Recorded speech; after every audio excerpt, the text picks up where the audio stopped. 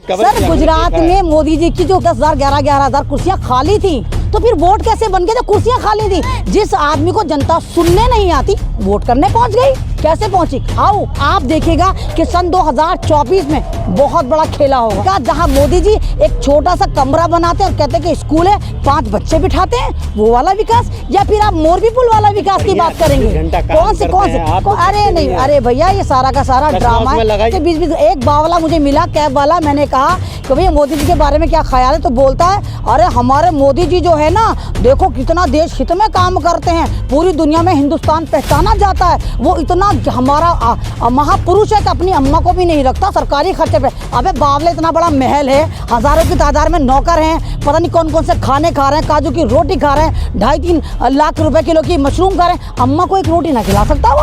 आप बताइए election commission का काम क्या है? जब राहुल गांधी एक बच्ची को गोद में उठाता है तो इलेक्शन कमीशन के अंदर करंट आता है कि नहीं ये इलेक्शन का फंडा है, और जब मोदी जी गुजरात में बैठ के एक 7 साल की बच्ची से कहते हैं कमल को वोट दो, कमल को वोट दो, वो क्या चीज था?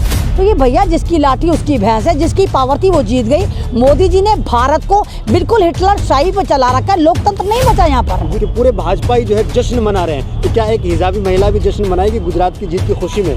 देखिए ये तो खुशी नहीं है, तो कोऑर्डिनेट पहले ही से था। अगर आप मुझे सुन रहे हो तो मैं तो 2 महीने पहले ही कह दिया था कि गुजरात में भाजपा बहुत हैवी बहुमत से जीतेगी, क्योंकि वहाँ पर आरएसएस का सबसे बड़ा जो रिचार्ज है केजरीवाल पहुँच चुका। इवन मैंने दिल्ली में एमसीडी में कह दिया था कि भाजपा थाली में रखकर केजरीवाल को एमसीडी देगी, वो भी सही हो गया। मैंने ये भी बोला था हिमाचल में कांग्रेस की सरकार आएगी, इसीलिए हिमाचल प्रदेश जो है पूरा मीडिया से गायब था। सोशल मीडिया पर कहीं से कहीं तक स्ट्रीम चैनल पर कॉर्पोरेट घराने हिमाचल को डिस्कस नहीं कर रहे थे, क्योंकि वहाँ पर कांग्रेस की सरकार बन रही थी। आप ही देखिए हिमाचल में कितने दिन पहले इलेक्शन हुआ था, वहाँ का वो इन्होंने रिजल्ट रोक रखा था, क्योंकि गुजरात में इलेक्शन हुआ था, दिल्ली में होता, दिल्ली में 2 दिन के बाद रिजल्ट आ गया, तो हिमाचल में 2 दिन के बाद क्यों नहीं आया? क्योंकि इनको पता था वहाँ कांग्रेस की सरकार बन रही है। अगर कांग्रेस की सरकार वहाँ बन रही थी तो कभी गुजराती भटक जाते, इसलिए वहाँ के रिजल्ट को प्रिजर्व करके रखा। और गुजरात में आप इसको जीत कहते हैं, इसको लोकतंत्र की बहुमत है मैडम, इसको लोकतंत्र की सबसे बड़ी हत्या कहते हैं। जिस तरह वहाँ पर मुसलमानों को टारगेट करा गया, जिस तरह उनको वोट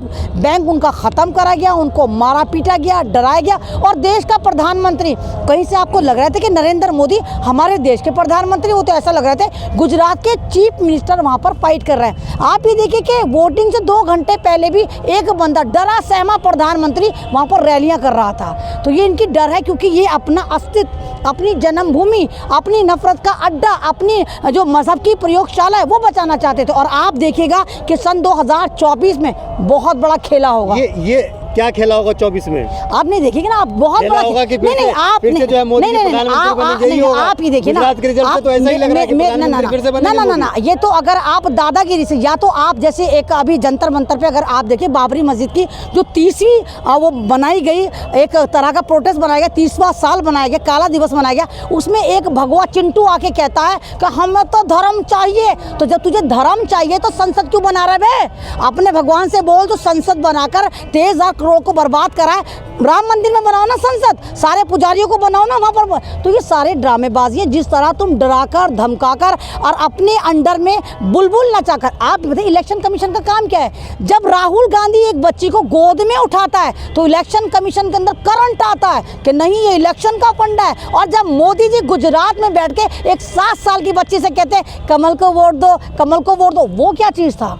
तो ये भैया जिसकी लाठी उसकी भैंस है, जिसकी पावर थी वो जीत गई। मोदी जी ने भारत को बिल्कुल हिटलर शाही पे चला रखा है, लोकतंत्र नहीं बचा यहाँ पर। गुजरात में आप कह रहे हैं कि लोकतंत्र की हत्या, हिमाचल में आप क्या कहेंगे? हिमाचल में ये कहेंगे कि जनता ने मेरी बातें सुनी है।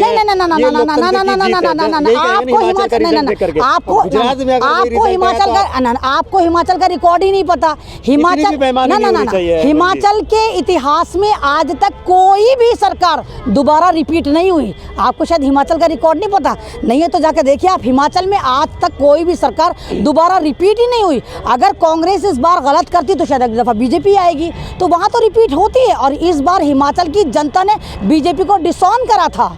तो ये तो गुजरात में जो रिपीट हो रही है सरकार, ये तो मोदी का विकास है, ये मोदी का चेहरा है, विकास मोदी का नाम है, ब्रांड है मोदी। जी, गुजरात का जो विकास था वो मोरबी पुल था, जो गिराया गया था, जो बल्ला बनाने वाली कंपनी को एक पूरा ब्रिज का ठेका दे दिया गया था। जनता, वो जो अजंता घड़ी वालों को, उनको दिया गया था, उन पर कोई कार्रवाई नहीं हुई। हजारों की तादाद में वहाँ लोग मर गए, कोई कार्रवाई नहीं हुई। अस्पताल चमकाए जा रहे थे। और कौन सा विकास, कौन सा गुजरात का विकास? वो गुजरात का विकास जहाँ मोदी जी एक छोटा सा कमरा बनाते हैं और कहते हैं कि स्कूल है, 5 बच्चे बिठाते हैं, वो वाला विकास? या फिर आप मोरबी पुल वाला विकास की बात करेंगे?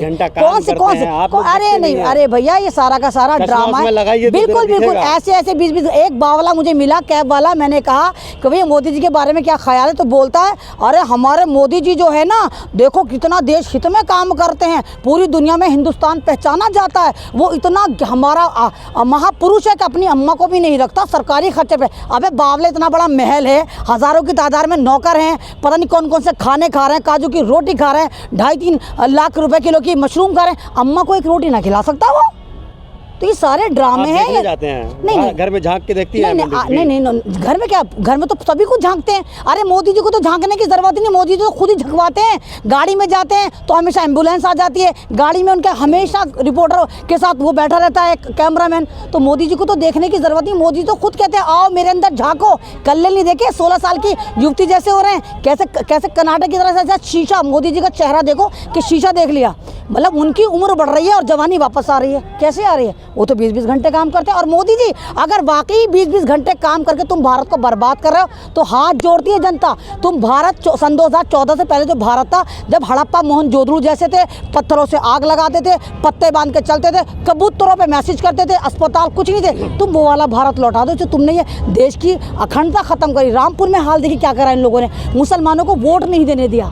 तो ये तो हर जगह लूट खसोट की राजनीति चल रही। आपने इलेक्शन कमीशन का इतना मिसयूज कर लिया। वोट देने दिया? मैनपुरी में कहाँ देने दिया?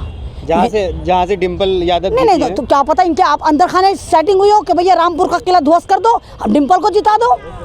भैया ये तो रामपुर का भी मैंने 2 महीने पहले कह दिया था। ये बताइए, मैं तो हर तरफ हूँ। नहीं, मैं हमेशा सच के साथ हूँ। आपका दिमाग किधर है वो बताइए, कि आप केंद्रित करिए कि आपका बिंदु क्या है। आप या तो कहिए, खुल के कहिए कि आप भाजपाई हैं, या दूसरे तरीके से कहिए नहीं हम झाड़ू वाले हैं इसलिए हम झाड़ू चलाना चाहते हैं। तीसरी तरफ अगर आप नहीं, अगर आप वाकई नहीं जमीन पे अगर वाकई आप ग्राउंड पर रिपोर्टिंग कर रहे हैं तो आप सुनेंगे, हकीकत सुनेंगे, जो जनता सुनाना चाहती है, जो जनता बताना चाहती है। और जनता ने बताया था, जनता ने एक्सपोज करा था। लेकिन इनकी रैलियों में 10,000 कुर्सियां खाली। गुजरात की जनता ने ये कहा भैया 500 रुपए पेट्रोल हो जाए, 1000 रुपए पेट्रोल हो जाए, महंगाई की जनता ने नहीं कहा। अरे जनता ने नहीं कहा कुछ, दिमाग में मोदी नहीं, जनता ने नहीं कहा, जनता ने नहीं कहा, कुछ नफरती चिंटुओं ने कहा जो 2-2 रुपए पर कमेंट करते। पूरी जनता को आपने कवर नहीं करा। नहीं तो आपकी वीडियो पूरे गुजरात को कवर कर रही थी क्या? मतलब आप स्ट्रीम चैनल को आपने छुट्टी भेजकर ये कहा कि जाहिर ही कवर करेगा पूरे उसको, गुजरात को। सर गुजरात में मोदी जी की जो कुर्सियां गई थी 10,000 11,000 कुर्सियां खाली थी, तो फिर वोट कैसे बन गए जब कुर्सियां खाली थी? जिस आदमी को जनता सुनने नहीं आती वोट करने पहुंच गई, कैसे पहुंची? हाउ? आरोप तो ओवैसी पे भी लग रहा है, उन्होंने वोट नहीं ओवैसी साहब पे तो खैर लगाएंगे, जो ओवैसी साहब पे लगाते हैं वो हद से ज्यादा बेवकूफ लोग हैं। एक बात बताइए, अगर ओवैसी साहब को तुम लोग बी टीम कह रहे हो तो चंद्रशेखर को बी टीम क्यों नहीं कहते? जब हमारी मायावती जी सक्षम थी, दलितों की बहुत बड़ी पार्टी थी, तो चंद्रशेखर भैया ने अपनी पार्टी क्यों बनाई? अगर ओवैसी साहब ने अपनी एक पार्टी बनाई तो जाहिर सी बात है घुइयां छीनने के लिए तो बनाई नहीं होगी भाई। जहाँ भी स्टेट में इलेक्शन होंगे ओवैसी साहब भी जाएंगे। अब आप उनको बी टीम बताओ, सी टीम बताओ, इसलिए क्योंकि वो मुसलमान की एक पार्टी है, तो ये गलत है, इल्जाम है। मुसलमान कर दिया। नहीं, बिल्कुल नहीं, जो लोग उनको बी टीम कह रहे गलत है। पार्टी आम आदमी पार्टी बन गई है, उसको आप देखिए, पार्टी बनी नहीं, बनाई गई है, क्योंकि आम आदमी पार्टी को मात्र 12% वोट चाहिए थे नेशनल पार्टी बनने के लिए। 2 महीने पहले जाकर आरएसएस का बड़ा ब्लास्ट वहाँ पर गुजरात में काम करता है और 12% वोट ले लेता है। कैसे ले लेता है? जो कांग्रेस वहाँ पर अपोजिशन में थी और पिछली दफा 77 सीटें लेकर आई थी, और इस बार लोग कांग्रेस की तरफ आए। इस बार तो ऐसा लग रहा था गुजरात में कि कांग्रेस चुनाव ही नहीं लड़ रही, जितने बड़े नेता हैं वो वहाँ पे रैलियां नहीं कर रहे हैं, वहाँ पे एक्टिव नहीं है। रैलियां कर रहे थे, मीडिया पे नजर नहीं आ रहे थे। आप लोग दिखा नहीं रहे थे, आप लोग दिखा नहीं रहे थे, स्ट्रीम चैनल दिखाता नहीं है, कारपोरेट घराने दिखाते, आप लोग दिखा नहीं रहे थे। आप आम आदमी कर रहे थे और वो लोग मतलब बीजेपी कर रहे थे, तो कांग्रेस को दिखाता कौन? एक चीज बताइए, प्रधानमंत्री मोदी ने वहाँ पे कई रैलियां करी हैं, 10 से 20 रैलियां। अरे भैया 2 घंटे पहले भी करी है। लेकिन राहुल गांधी कितनी रैली करी वो बता दो आप। नहीं राहुल गांधी रैली क्यों करते? राहुल गांधी अगर भारत जोड़ो यात्रा में भारत के लोगों को जोड़ रहे थे या वो गुजरात के लोगों को जोड़ रहे थे, भैया वो साबिर शाकिर आदमी है। वो कह रहा है मुझे ना बनना प्रधानमंत्री, मैं भारत को जोड़ रहा हूँ, भारत की एकता को जोड़ रहा हूँ, मैं भारत के संविधान को जोड़ रहा हूँ। उसने नहीं कहा मैं प्रधानमंत्री बनूंगा। तो राहुल गांधी तो भारत को जोड़ने पे लगे हुए थे। और उसको क्या लालच है? वो तो चल चल के अपने पैर की खाल फाड़ रहा है ना। और तुम लोग कह रहे हैं कि हाँ वो खान है, मुसलमान का बेटा है, अम्मा ने मुसलमान से शादी करी थी, अब्बा ने मुसलमान से शादी करी, नानी ने मुसलमान से शादी करी थी। जाहिलों को यही नहीं पता कि राहुल गांधी के जो दादा थे फिरोज गांधी वो मुसलमान नहीं थे, पारसी थे, जो आग की पूजा करते थे। तो जाहिलों पहले अपना ज्ञान दुरुस्त करो, पारसी थे और अगर मुसलमान भी होते तो तुम्हारे पेट में उड़द चावल क्यों पक रहा है? क्या मुसलमान वफादार नहीं होता? फिर बीजेपी के तमाम जो तुम्हारी लौंडिये हैं मुसलमानों के घरों में जाके घुसती हैं, क्योंकि उनको पता है हम तो बलात्कारी पार्टियों के एजेंटों की बेटियां हैं, हमें तो ये कभी भी छोड़ देंगे। वो मुसलमानों के घर में घुसती है क्योंकि उनको पता है कि वफादारी का पहला नाम आज भी मुसलमान ही है, इसलिए मुसलमान उनके दामाद हैं। चलिए आपसे डिबेट थोड़ा सा और आगे को बढ़ाते हैं। आप ये बताइए कि इस बार जो है ईवीएम पे आप लोगों ने ठिकरा नहीं फोड़ा है, सबसे अच्छी बात है। नहीं ईवीएम पे हम ठिकरा क्यों नहीं फोड़ेंगे? जब अभी इतनी वीडियो मैं आपको दिखाऊंगी, अगर आप सोशल मीडिया पे अवेयर हैं, कोई कांग्रेस को दबा रहा है, बटन दबा रहा है कमल को, 2-2 लाइटें जल रही हैं। कैसे जल रही थी? अरे वीडियो भैया मैं कह रही हूँ कि तुमने माइक उठाया है तो थोड़ा सा रिसर्च भी करा करो सोशल मीडिया पे कौन कौन सी वीडियो चल रही है। गुजरात की वीडियो चल रही है, दिल्ली की वीडियो चल रही है। आप कांग्रेस को दबा रहे थे, कमल दब रहा था। और दिल्ली में देखिए कि किस तरह केजरीवाल ने मुस्लिम वोट के ऊपर झाड़ू चलाई है। एक घर के 20-20 वोट थे तो एक वोट था, एक वोट था। ईमानदार आदमी है जी, कट्टर ईमानदार ने। उसने कहा मैं हिंदू हूँ तो हिंदू की बात करूंगा, मैं मरकज निजामुद्दीन को और जमातियों को कोरोना बम बताऊंगा। कहाँ से ईमानदार है? आरएसएस का छोटा रिचार्ज है। आप याद करिए सन 2012 में जब ये लोकपाल बिल के लिए बैठा था रामलीला मैदान में, तो कहाँ है वो लोकपाल बिल? कौन से बिल में घुस गया? और 2 साल बाद सीधा स्वीप करके पार्लियामेंट में हमारे मोदी जी आ गए थे। तो इस गेम को समझो, ये आरएसएस का रिचार्ज था, इसकी वजह से बीजेपी सत्ता में आई थी। धन्यवाद। तो हमारे साथ जुड़े हुए थे